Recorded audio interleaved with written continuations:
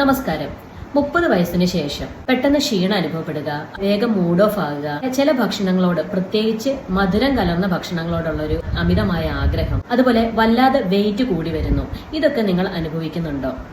എന്തൊക്കെയാണ് കാരണങ്ങളെന്ന് നോക്കാം. ഒന്നാമതായി, ഈ ഒരു പ്രായത്തിലുണ്ടാകുന്ന ഈസ്ട്രജൻ പ്രൊജസ്ട്രോൺ ഇംബാലൻസ്.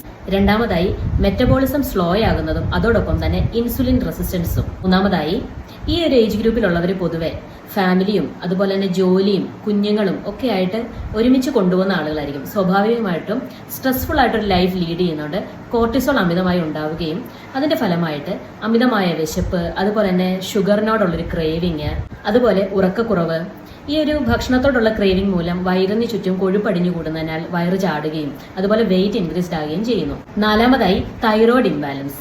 അഞ്ചാമതായി, ഈ ഒരു ഏജിൽ ടെസ്റ്റോസ്റ്ററോൺ കുറയുകയും അതിന്റെ ഫലമായി മസിൽസ് ഒക്കെ വീക്കെൻഡ് ആകുകയും വേഗം എന്തെങ്കിലും ചെറിയ കാര്യം ചെയ്യുന്നതിൽ ക്ഷീണം തോന്നുകയും ചെയ്യുന്നു. ആറാമതായി, ദഹനം കുറയുന്നത് കൊണ്ട്.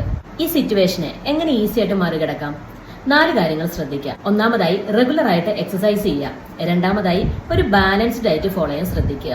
മൂന്നാമതായി, നന്നായി ഉറങ്ങുക, ഒരു 8 മണിക്കൂറെങ്കിലും. അടുത്തായി, ഡെയിലി മെഡിറ്റേഷൻ ചെയ്യുന്നത് ശീലമാക്കുക. താങ്ക്